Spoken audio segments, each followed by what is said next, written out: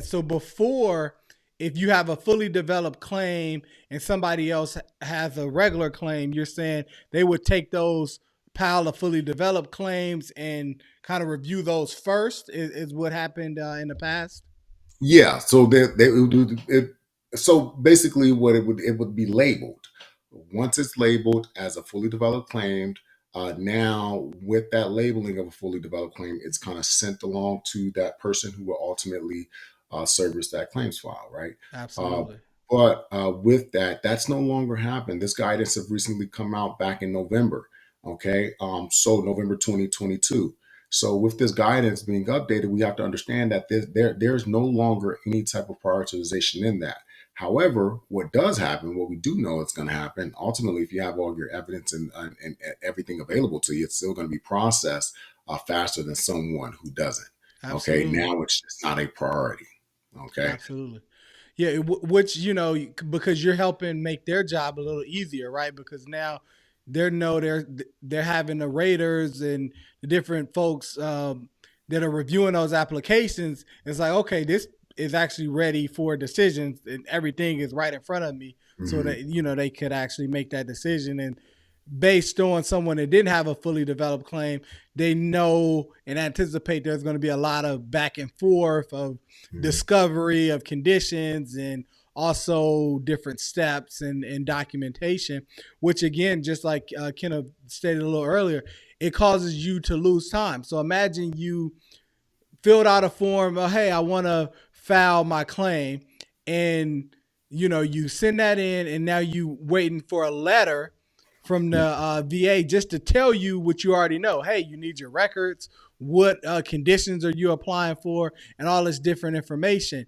And they may take a month, 2, 3 months, right, to reply to you every single time to request every particular action. For sure, and that's the problem, right? Again, obviously it's a very sophisticated, system that they have aligned, but it's also a very complex problems that we ultimately the VA ultimately deals with. So it's not necessarily a knock on their processing standards or anything of that nature, but this is just for information for the veterans. We need to understand that ideally, this is something that you want to have processed in that manner.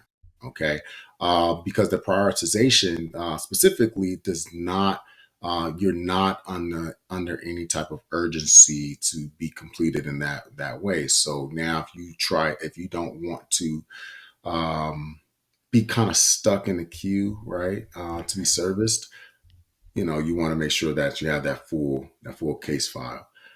Mainly the prioritizations kind of fall into line of homeless veterans, right? So we always want to process the homeless veterans a little bit faster, but also as well we're also age matters. Age matters as well. 85 years or older, that would matter as well. And also having financial hardships, those financial hardships puts a lot of veterans in a homeless status. So they want to try to process those a little bit faster as well. So with that being said, you ultimately want to make sure that that your claim is fully developed. So at least you are being able to scale back sometime. No, absolutely. That makes sense. That makes sense a lot. So, all right. So Mhm. now we got to the process where the veteran submitted the claim. Okay. So Mhm, now, mhm. when they're waiting for a decision on that claim, what's kind of going on, or what's the expectations of, uh, I guess, a timeline of it typically takes for a decision to be made after they submit that claim. Typically, it all depends. It all depends. But on average, I think the VA is kind of churning claims about 125 to 135 days. That's pretty average. It could be a lot longer. It could be a lot quicker. However, ultimately, you want to expect that time frame from you submitting your claim. So, with that said, I would say make sure any information that you may have, please submit it, even if it's not relevant or not, just submit it. Absolutely. All right. So now they submitted the claim, they got a decision. Now, are they going to get that decision in the mail? Are they going to receive something on their claims portal? Or, how is that decision going to be communicated to the veteran? Great question. That's a great question. So you're typically going to receive your decision via notification letter. All right. However, you can also see that decision be processed through your portal prior to you receiving your notification letter 9 times out of 10, because obviously technology is a lot faster than snail mail.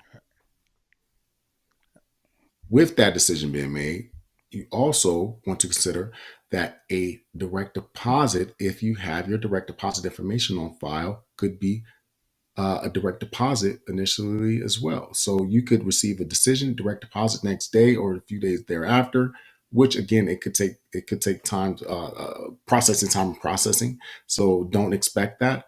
However, again, those are multiple ways on you receiving your notification. But first and foremost, typically it's going to be within your portal or notification letter. Okay.